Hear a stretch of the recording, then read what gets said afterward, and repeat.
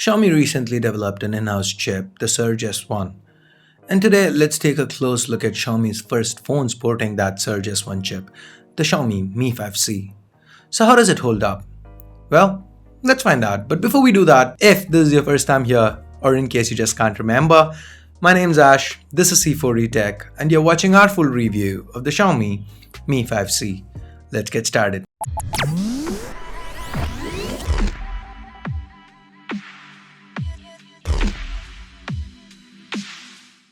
Let's start with the built-in design. To the front, on top, we've got the earpiece, sensors, an 8-megapixel front-facing camera, and a notification LED. Now that's followed by the display. This is a 5.15-inch display, the same size as the ones found on the Mi 5 and 5S. To the bottom, we've got two capacitive keys with a physical key in between. This home key also doubles as a fingerprint scanner.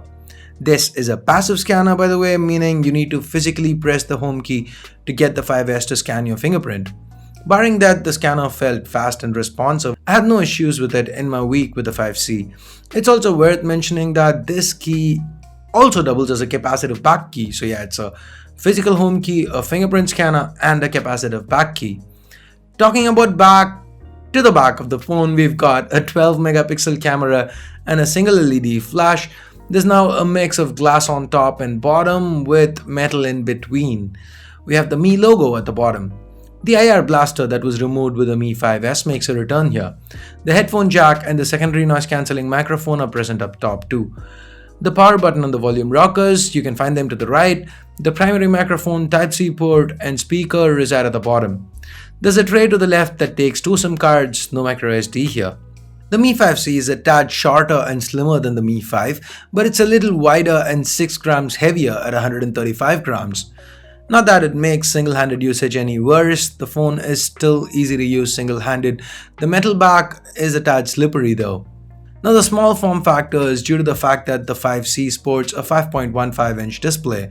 This is an IPS LCD display from JDI with a full HD resolution, meaning a pixel density of about 430 pixels per inch. Xiaomi claims that this display is quite color accurate and covers 94.4% of the NTSC color gamut. And in my experience with it, yes, it does reproduce colors quite naturally. It can also hit 550 nits of brightness, so it doesn't pose any issues outdoors. Xiaomi also mentioned better control of auto brightness built into the SoC, but that didn't really make a difference in real life usage. I didn't really notice anything different. Auto brightness worked as it always has. So talking about that SoC, the Mi 5C is powered by Xiaomi Surge S1. This is a chip built on the 28nm process. There are 8 A53 cores split into two sets, with one set clocked up to 2.2 GHz each and the other up to 1.4. The Mali T860 MP4 handles GPU duties. There's 3 gigs of RAM and 64 gigs of onboard storage. Regardless of the benchmark scores, I'd place the Surge S1 somewhere between the 617 and the 625 from Qualcomm. There are minor heating issues. At rare instances, the phone did come up with this, but for the most part, it was smooth sailing. Even with intensive scenarios like gaming, the 5C held up quite well. The audio via the single speaker was surprisingly loud and clear. Audio via the 3.5mm headphone jack was quite good too. I faced no issues with cellular reception or call quality either. It's worth noting that the 5C doesn't support VoLTE as of now. Anyway, all this is powered by a 2860 mAh battery, and that's a lower capacity than what's found on the Mi 5 or the 5S. So the battery life here was just about okay. With a day of moderate use, something like 30 minutes of calls, 4 hours of music over Bluetooth, some streaming video, casual gaming, and of course Wi-Fi and 4G on all the time, with your regular push notifications for mail, social media, and so on. With this kind of usage, the Mi 5C did get me through a day on a single charge with about 10 to 15% juice left. But if your usage is a little more intense, you might have to plug it in before the end of the day. And on that note, let's move on to the cameras. The 5C sports a 12-megapixel rear camera with an f2.2 aperture and a single LED flash. The camera performance was actually quite good. Outdoors, under good lighting conditions, this camera does really well. There is a lot of detail, natural colors, the dynamic range is quite good too. Got a few of these shots in the evening to just test that out. Under low light though, the performance wasn't quite as good. The smaller sensor coupled with a lack of optical image stabilization means the ISO levels need to get cranked up, and that results in a ton of noise. As far as video goes, the 5C can shoot 4K videos at 30 frames per second, and the footage was quite decent. Now that said, despite support for face detection autofocus, the focus times are quite slow. That's kinda disappointing. As far as selfies go, the 8 megapixel front shooter does an excellent job. Should keep those selfie lovers really happy. And with that, we now get to software. Like I said in the unboxing, not much has changed since the last time we saw the Mi 5. This is still MIUI 8, and since I picked this up from China, the only country it's currently sold in, it didn't have Google Play services on it. I had to sideload it, a simple procedure. As usual, I'll leave a card here to the top features MIUI 8 brings with it. Here on the 5C, MIUI felt okay. Not as snappy as it was on the Mi 5 or even the Redmi Note 4 weirdly, but not as laggy as it was on the Mi 4, right? It was decent. For the most part, the experience was fluid, with the occasional app taking a second to open up.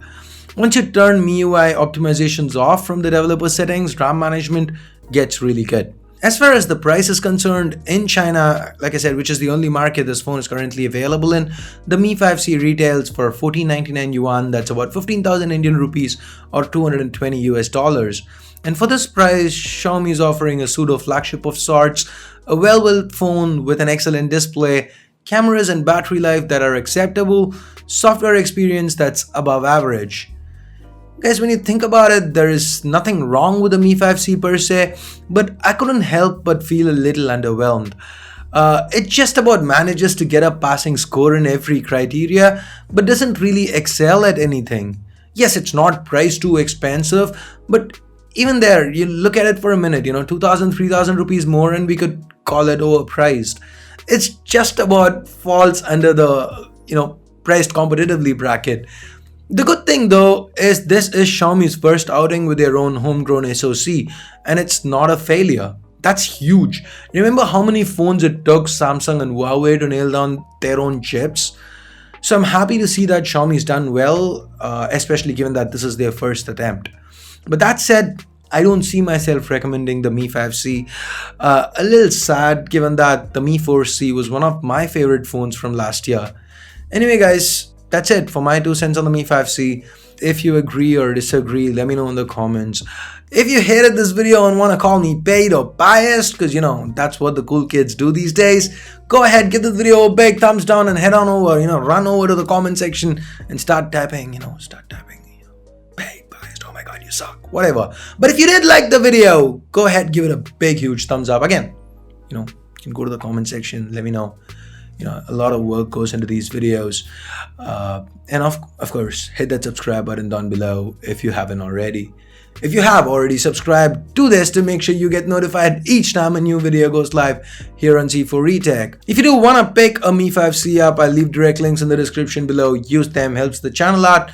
So that's it for now. Thanks a lot for watching. Till next time, this here is Ash. You've been watching C4eTech. I'm signing off for now. Have a great day. Bye bye now.